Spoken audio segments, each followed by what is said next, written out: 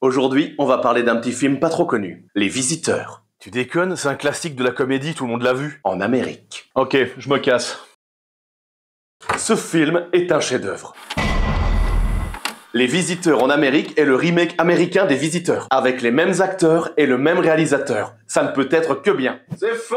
Le film raconte l'histoire de Godefroy de Montmirail. Je suis Thibaut, comte de Malfette. De Thibaut, comte de Malfette. Et de son fidèle écuyer, Jacouille la Fripouille. Je suis André le Pâté. André le Pâté. On dirait le nom d'un mauvais livre pour enfants. Il était une fois un petit pâté bien triste. Il n'avait aucun ami à cause de sa mauvaise odeur. Mais un jour, il rencontra un gentil petit pain et ils devinrent copains. Et plus personne n'osa jamais embêter le célèbre gang du sandwich au pâté. Fin. C'était pas terrible. T'aimes jamais rien de toute façon. Mais...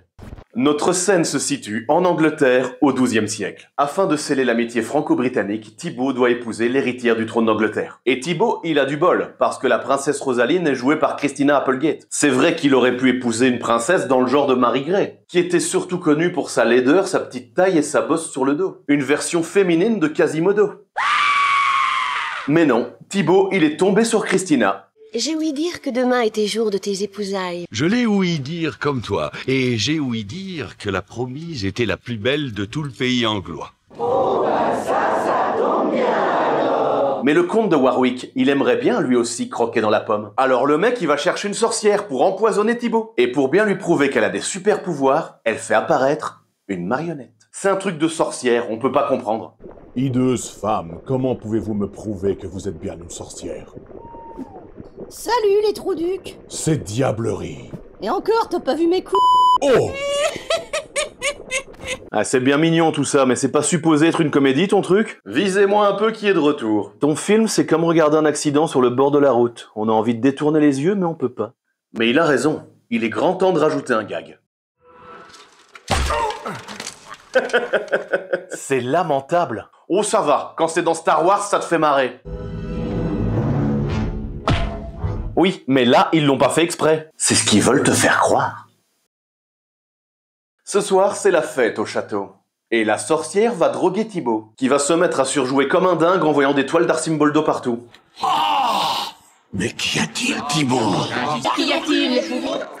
Pour les deux du fond, ça, c'est pas un hommage à Gremlins 2.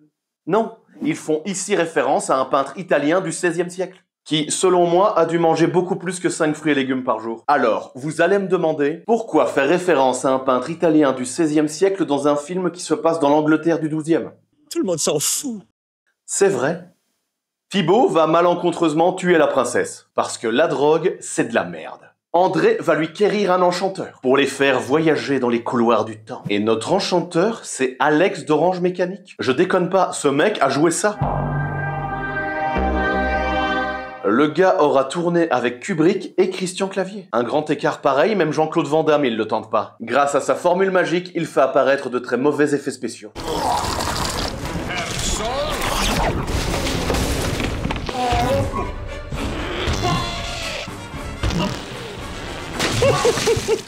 Les blagues de Prout, ça marche toujours. C'est vrai. Nos deux héros sont alors envoyés en l'an 2000 à Chicago. Ouais, c'est parce que la salle où ils étaient en Angleterre a été démontée pour être reconstruite à l'identique dans un musée de Chicago. Et donc, ça n'a aucun sens. People assume that time is a strict progression of cause to effect, but actually, from a non-linear, non-subjective viewpoint, it's more like a big ball of wibbly-wobbly, timey-wimey stuff.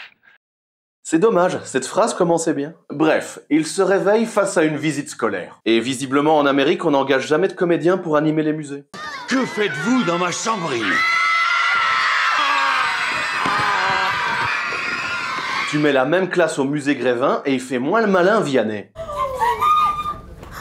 On se calme. Après avoir pris l'ascenseur, nos deux visiteurs se retrouvent au parking.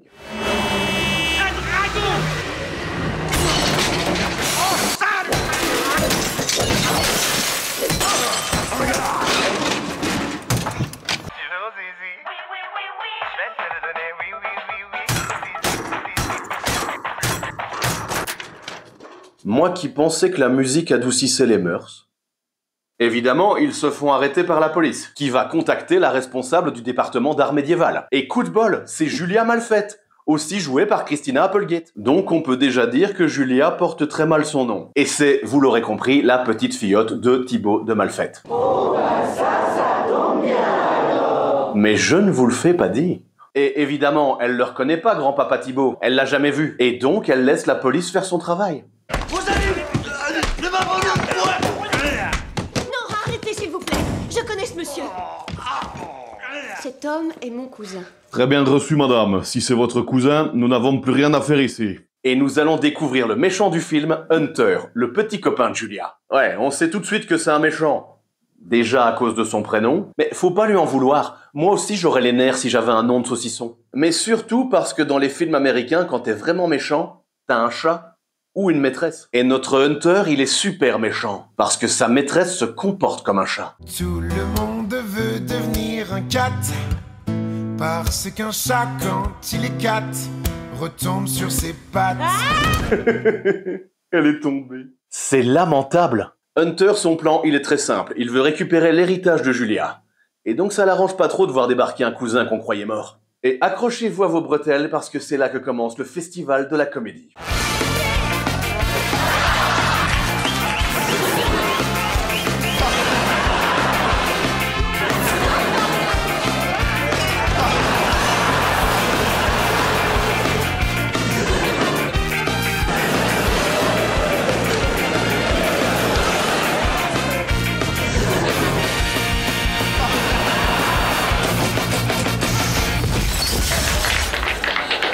Au même moment, dans le passé, l'enchanteur prend la potion pour se retrouver au même moment dans le maintenant. Ça fait super mal au crâne. Le lendemain matin, André, il a un flash sur Angélique. C'est la jardinière des voisins, qui est jouée par Tara Reid. Ok, si je vous dis qu'il faut une actrice pour remplacer la clocharde du premier film, la blonde, dans American Pie. Grave. Non, vous avez pas l'air de comprendre. C'est celle qui va remplacer Marianne Chazelle, la blonde dans American Pie. Grave. Et si je vous dis dealer de drogue de Bogota, je te dirais qu'on est occupé à faire un plagiat d'un sketch de Karim Debache. Grave. C'est pas un plagiat, c'est un hommage. Grave. Et André va montrer ses bourses à Angélique. Ouais, enfin, je veux dire l'endroit où il cache son argent. Bien que ce serait pas super étonnant qu'il lui montre les autres. Et face à tout cet argent, Angélique a une révélation. Je possède des thunes, ouais. Je suis à l'aise financièrement. Et elle emmène André se la jouer Pretty Woman. Thibaut et Julia, qui a quand même fini par comprendre que c'était pas son cousin, retrouvent l'enchanteur. Ouais, apparemment Chicago, c'est un village. Mais notre enchanteur, il va avoir un petit problème. Et pas que dans sa plantation.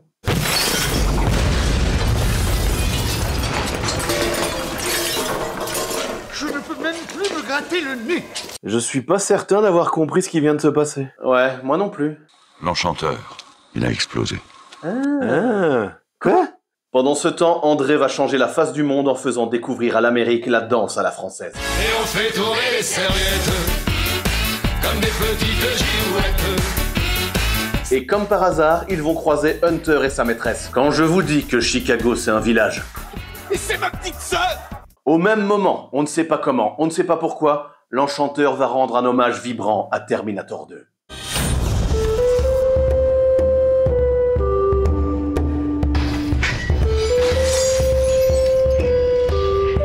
Voilà, eh bien, on se sent mieux, hein? Je vous rappelle que ce type a joué dans Orange Mécanique. La vie est une chienne. Et je ne sais pas comment, il retrouve la maison de Julia. Parce que oui, Chicago est un village où il n'y a que 2 rues. André, qui adore sa nouvelle vie à Chicago, va demander à Thibaut s'il peut rester. Mais avant de quitter définitivement le film, André va rendre le sac de Tchekhov. Oui, enfin celui de la méchante, vous voyez ce que je veux dire. La sœur de Messire Hunter, Dame Amber, a oublié ceci hier soir aux drinks. Mais Hunter n'a pas de sœur. Alors Julia et Thibaut vont venger son honneur de femme bafouée.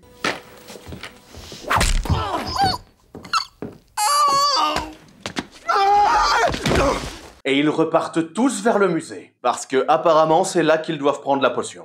Yeah, it's all a bit timey-wimey. Is that still a thing? Going strong.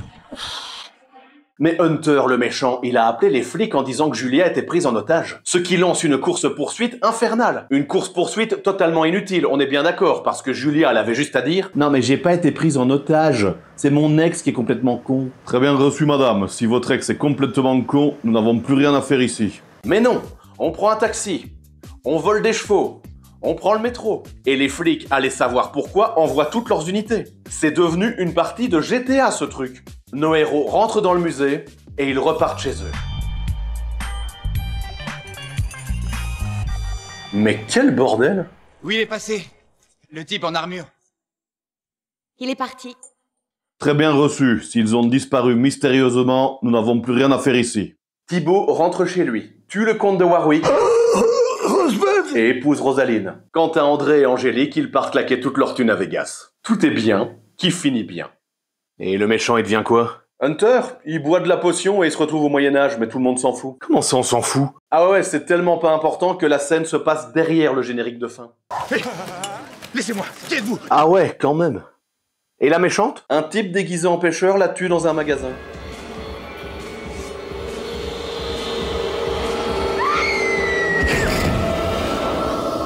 Quoi? Ouais, c'est peut-être pas dans le même film. Mais ça aurait été vachement bien. Bref, les visiteurs en Amérique, c'était pas banal. Bon, je vous laisse, mais n'oubliez jamais ceci. Per Horus et per Ra, per solem invictus, ducere. Les blagues de Prout, ça marche toujours. Et on fait tourner les serviettes comme les petites girouettes.